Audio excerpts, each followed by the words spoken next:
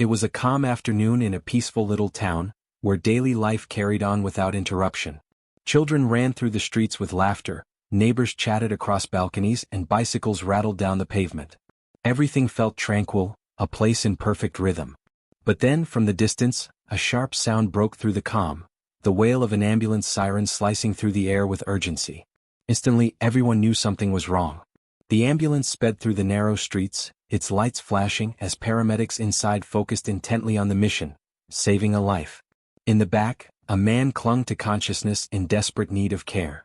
Every passing second added weight to the urgency, the vehicle weaving through turns, pushing its limits.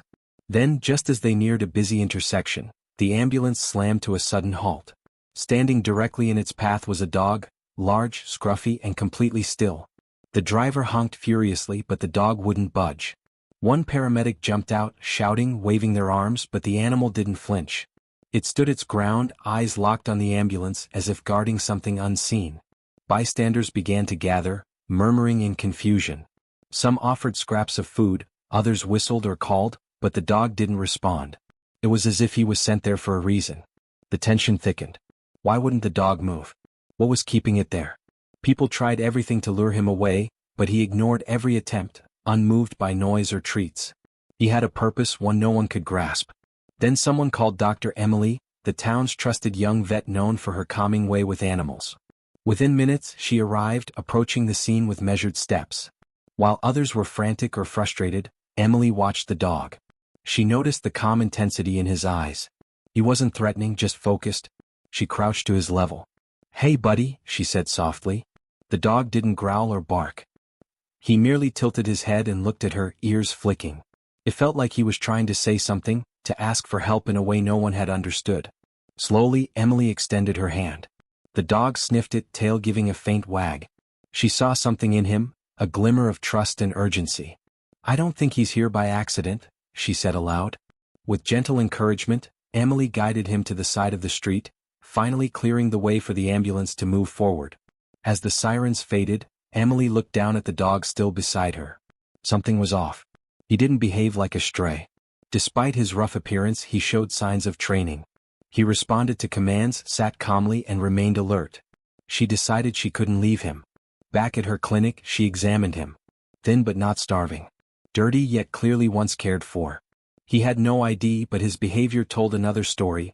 He'd been trained and had likely traveled far. The next day, as she walked him near the clinic, the dog began leading her. He moved with purpose, pausing to sniff certain areas. Then he stopped at a narrow alley, staring down it before looking back at her, urging her to follow. Emily hesitated, then nodded. "Okay, let's see where this goes." He led her through unfamiliar paths, stopping at a fence where a soot-stained scrap of fabric clung. Emily pulled it free. It looked like part of a jacket. The dog wagged his tail. Clues. He was showing her clues. Each stop afterward seemed intentional. Abandoned lots, scorched buildings, quiet places touched by fire. A story began to form. Emily realized he wasn't just wandering, he was retracing steps, possibly those of someone he'd lost. She recalled a local firefighter named Michael who had vanished weeks ago while investigating a string of suspicious fires. He had a dog, a well-trained one named Buddy. When Emily mentioned this to a firefighter at the clinic, his eyes widened. "That dog looks just like Michael's." He said Buddy was more than a pet, he was his partner. The pieces snapped into place. This dog, Buddy, had been with Michael during his final investigation. Now he was continuing the mission. In the days that followed, Buddy led Emily to more fire-damaged sites. One day he stopped at an old warehouse. Inside they found a scorched notebook filled with cryptic notes. Michael had been onto something. Emily was convinced now. Buddy was the key to solving the mystery of his disappearance. Driven by a sense of duty and trust in her four-legged companion, Emily prepared to follow Buddy wherever he led. Armed with a backpack and determination, she knew this wasn't just about a missing firefighter anymore. It was about the truth, and one dog's unstoppable loyalty to uncover it all. In a secluded area of the city park, where few people ventured, Emily discovered an unlit campfire surrounded by charred pieces of wood. Kneeling down to examine the remnants, she noticed that the fire seemed to have been recently extinguished. There was something unsettling about the scene. Footsteps encircled the fire, and an unfamiliar chemical odor lingered in the air. Buddy, her dog, circled around the area, sniffing deeply as though he was absorbing every detail. Emily quickly made notes in her journal, certain that this location was another piece of the puzzle she had been trying to solve. As the day wore on, Buddy led her to a desolate, abandoned house on the outskirts of town. The windows were shattered, and the walls showed dark burn marks, evidence of a fire that had tried to consume the house but had failed. Inside, Emily found scorched fabric and some partially destroyed wooden boxes. Next to them lay a small, rusty tool, clearly used for handling flammable materials. The scene was disturbing, yet Buddy seemed resolute, sniffing the air and looking at her, as if urging her not to ignore the significance of this place. While jotting down her observations, Emily realized that the locations were linked by something: fire. Moreover, they seemed connected by an investigation that Michael had been pursuing before his disappearance. Buddy's behavior indicated that he was retracing Michael's steps, understanding the importance of these clues. The pieces were falling into place. Michael's investigation wasn't just about isolated fires. There was something far more significant at play. The hat found in the shed, the strange bonfire in the park, and the burn marks on the abandoned house all pointed to a pattern that Emily had yet to fully understand. But one thing was clear: Buddy was leading her to something vital, something that might explain the questions that had been plaguing the city since Michael's vanishing. "It's okay, Buddy. Let's keep going," Emily said, her voice a mix of anxiety and resolve. As if he understood, Buddy gave a soft bark and began walking forward again. They still had much to uncover, and Emily knew that with every step, they were drawing closer to the truth. Buddy appeared more determined than ever as he led Emily through the streets and out of the city. His pace was steady, and he frequently glanced back, ensuring she was following. Emily had the sense that they were nearing something important. The path ahead grew increasingly isolated, passing through empty lots and thick trees that seemed to hold untold secrets. The air was thick with tension, and every sound in the distance made Emily hold her breath. But she trusted the dog's instincts. After walking for what felt like half an hour, Buddy stopped in front of a massive derelict warehouse. The building was covered in moss, with weathered walls and broken windows that resembled hollow eyes staring into the void. A chill ran down Emily's spine as she noticed the half-open metal door, creaking in the wind. Buddy barked once as if to confirm that they had arrived at the right place. He turned to her, his intense gaze pleading with her to continue. "This is it, isn't it?" Emily whispered to herself more than to Buddy. Without hesitation, Buddy entered the door, and Emily grabbed her flashlight from her backpack before following. The warehouse inside was dark and stuffy, with a damp smell mixed with the bitter scent of burnt wood. The flashlight beam illuminated piles of old boxes and rusted tools scattered across the floor. Buddy moved ahead, occasionally stopping to sniff the ground as though confirming something. Suddenly, Emily heard a faint noise coming from deeper within the warehouse.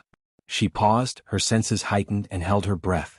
It was a weak, distant moan, almost drowned by the oppressive silence. "Michael?" she called out, her voice filled with a mix of hope and fear. Buddy responded with a firm bark and quickened his pace toward the sound. Emily followed, her heart racing with every step. In the far corner of the warehouse, lit only by her flashlight, Emily saw Michael lying on the ground, weak and bruised but alive. His face was marked with deep cuts, and his arm was crudely bandaged with strips of his own shirt. Buddy immediately ran to him, licking his face and whimpering with relief. Michael opened his eyes slowly, a faint smile on his lips. "Buddy, you found me," he murmured in a hoarse voice barely audible. Emily knelt beside him, checking his vitals and fighting back tears. "You're going to be okay," she reassured him, though her voice cracked with concern. She pulled out her phone and dialed emergency services for immediate help. As they waited for the ambulance, Michael, weak but urgent, began to explain. He told Emily how he had been ambushed while investigating the mysterious fires ravaging the city. The clues he had uncovered pointed to someone deliberately setting the fires, and he believed the warehouse held critical evidence. "They wanted to silence me," Michael whispered, closing his eyes for a moment. "They left me here thinking no one would find me. But I knew Buddy would come. He always knows where to find me." Buddy remained close to Michael, lying beside him as if protecting him from any lingering threats. Emily's throat tightened as she watched the bond between them. Buddy wasn't just a dog, he was the reason Michael was still alive. Despite facing numerous obstacles, Buddy had relied on his instincts, leading Emily straight to the location where Michael was. Soon after, the flashing red and blue lights of an ambulance illuminated the warehouse's dim interior. Paramedics swiftly began stabilizing Michael while Emily recounted the events. She watched quietly as they loaded Michael onto a stretcher, with Buddy walking beside him, determined not to leave his owner's side. The bond between them was extraordinary, beyond what words could fully convey. As Michael was transported to the hospital, Emily stood at the warehouse entrance, watching the ambulance disappear into the night. Her heart swelled with gratitude for Buddy, who had never given up on finding his owner. What she had witnessed was rare, a testament to true loyalty and unconditional love. Over the next few days as Michael recovered, Buddy's incredible story spread throughout the city. People marveled at the dog's determination, especially how he had guided Emily to the place where Michael had been trapped. But Buddy was more than a hero. He was a living reminder of the unique love and protection animals provide to those they care about. "You're not just a dog," Emily said, stroking his head as he rested beside her. "You're a true hero." Buddy, as if understanding every word, gazed at her with his shining eyes, filled with an unwavering love that seemed to say, "I only did what had to be done." As Michael's recovery continued, the pieces of the mystery he had been investigating began to fall into place. Once strong enough, Michael shared everything he knew about the fires. He explained to Emily and the firefighters that he had noticed a pattern of small fires spreading across the city. Initially they seemed like accidents, but something about the affected areas and the burned materials caught his attention. "These fires weren't random," Michael said, his voice weak but steady. "They were testing something, seeing how far they could push things without raising suspicion." Michael had discovered evidence that the fires were being set using a specific chemical accelerant, one not commonly involved in accidents. He had begun to suspect someone in the city was behind the acts, using abandoned buildings as a sort of laboratory for experiments. Clues had led him to the very warehouse where he was found, where he uncovered crucial evidence: samples of the accelerant and tools used to manipulate the materials. But the real revelation came when Michael spoke about Buddy's behavior during the investigation. "He was with me every step of the way," Michael recalled. "Whenever we reached one of these sites, Buddy would react intensely, almost as if he could sense something I couldn't. He's trained to detect accelerants, which made him invaluable. Even when I was left in that warehouse, I knew Buddy would do whatever it took to save me." Emily suddenly remembered a moment involving Buddy and the ambulance. "Buddy blocked the ambulance that day," she said urgently. "He was so focused on the man inside. Do you think he was trying to tell us something?" Michael paused, processing the information. "It's possible," he responded slowly. "If that man was carrying traces of the same accelerant Buddy recognized, he could have known that the man was involved." The realization hit like a ton of bricks. Emily instantly recalled the strong burning odor she had smelled in the alley when Buddy first led her to Michael. It all made sense now. The man in the ambulance, thought to be a victim of an accident, was actually the arsonist Michael had been trying to stop. He had been burned while handling chemicals during one of the fires, and his condition had forced him into the hands of the very people he was trying to destroy.